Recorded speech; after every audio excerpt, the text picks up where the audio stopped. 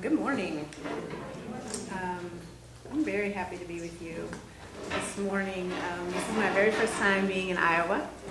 I was sharing last night at the lovely dinner we had that I'm really especially excited to be here because one of my grandfathers was born and raised here in the early part of the 1900s. And so this is my first time sort of setting foot on his land, and that's exciting for me. And he passed several years ago, so I feel it's a great opportunity for me to be here and share my work. He never quite really understood the work that I do, but I think he had a sense that I was doing something good for communities, and so he was always kind of proud of that. So I'm real happy to be here, and I especially want to thank Christy and Mary and Deb for extending the invitation for myself and for SisterSong to be here this morning with you, and for taking such good care of me and getting here and making my arrangements. Christy gave a little bit about my background, and my bio's in there, but a little bit just to share with you. Am I not on? Yeah. Okay, thank you. A little bit about me. I was born and raised in California. I'm a Chicana, American-born Mexican origin. And after I left college, I was at UC San Diego. My first job was with the National Latina Health Organization. And I got a great foundation there because I had a woman there who was my friend, my mentor, and was also my boss. And she believed strongly in developing new leadership in the reproductive health and rights movement. And so I was hired as the administrative assistant. I was just out of college and I was doing my administrative assisting, but at the same time, she really put me through trainings on self-help and other things so that I would be able to move forward. And I eventually became program coordinator, did work with youth programs in the schools, as well as coordinating a young women's mentoring program that we did at that time. So I gained lots of experience there, and she actually brought me into the founding of SisterSong. It's the National Latina Health Organization, was one of the founders. And I also got the opportunity with that job to get out to New York. So the next place I zigzagged to was to New York City, as I was charged with developing a curriculum, a university course that we had done in California, but we wanted to replicate with a second Latina population. So I went out there, and that was very exciting, and went in the middle of winter and didn't like winter very much, was ready to turn around and go home, and of course met my partner and ended up staying for a very long time there in New York. And I've just left New York 4 years ago and moved to Atlanta to work with SisterSong. And so I'm, constantly feel like I'm, up and moving and experiencing new things. And so being here today, I haven't really done the Midwest as much. So it's exciting to be here and see what y'all are doing and, how we can share reproductive justice with you in your work. So I don't know, I think maybe some of you are familiar with SisterSong to some degree. Someone heard Loretta Ross, I'm sure, somewhere, and that's how we got invited to come out again. She's our national coordinator, and she's a fabulous, dynamic activist, and was one of the founders of SisterSong. And we are a women of color reproductive justice collective that was founded 13 years ago in 1997. It was founded by 16 organizations from across the country. And these organizations came together at the request of a program officer at the Ford Foundation who was herself and is still a woman of color organizer and activist. And she was very interested to find out and put her resources behind what women of color would do together if they had the resources to meet together and work together as a unit. So these organizations met together for several years, and they were specifically brought together around the issue of reproductive tract infections. And I should back up and say, when I'm talking about women of color, and I learned this in the South, for me it was an assumption when I was in California and New York that women of color was a term that was understood to being women of Latina origin, African American women, Native American women, Arab American women, Asian American and Pacific Islander women.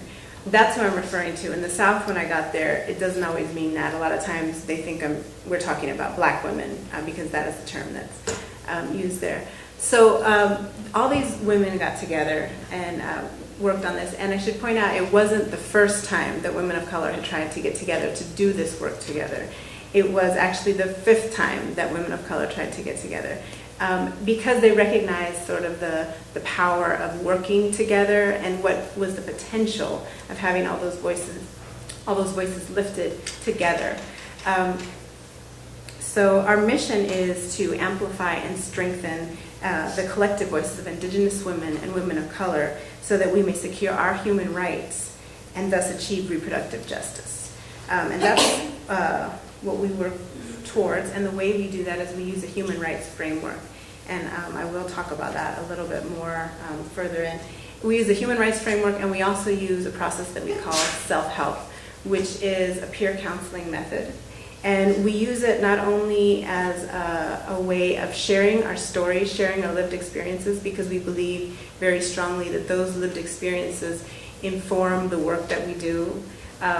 It bonds the group to see our similarities and differences across cultures in the ways that, in our successes and in our challenges and in the violations of those human rights. And it's also a process of emotional release. So I know a lot of you are service providers, and sometimes what we see on the day-to-day are very difficult to handle. And so this is a way for us to also have a process for the people doing the work to process that information, to process the domestic violence case that you've been dealing with, or the 14-year-old that we just had in Atlanta last week who was coming to get an abortion. Those things are hard to deal with, and so emotionally you get stopped up sometimes. So it's a way for us to process that at the same time that we are working together. So let me talk a little bit about what is reproductive justice. Have you heard of reproductive justice? One thing that we found, I was sharing last night also, one thing that we found last summer, we set a big old map of the country on our wall, and we had one of our interns to go and place pins where we have members and little stickies to show where we had done presentations or workshops. And what we found was not surprising, but when it's visual, it was a little shocking that we knew we had done a lot of work on the coasts. And because we're headquartered in Atlanta, we had done a significant amount of work in Atlanta and some of the southern states, Florida, Chicago. But we had this huge, like, L-shaped, it wasn't a hole, it was really like an L kind of, where we haven't visited, we haven't been able to come and talk about the work that we do and what reproductive justice is.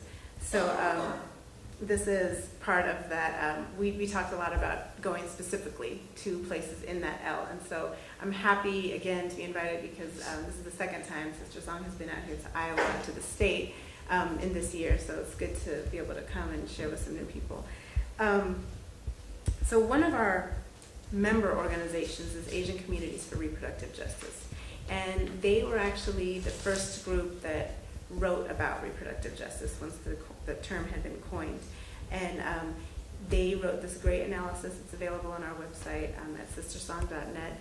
And their definition is printed up here, and it says, when women, girls, and individuals have the economic, social, and political power and resources to make healthy decisions about our bodies, labor, sexuality, and reproduction for ourselves, our families, and our communities in all areas of our lives.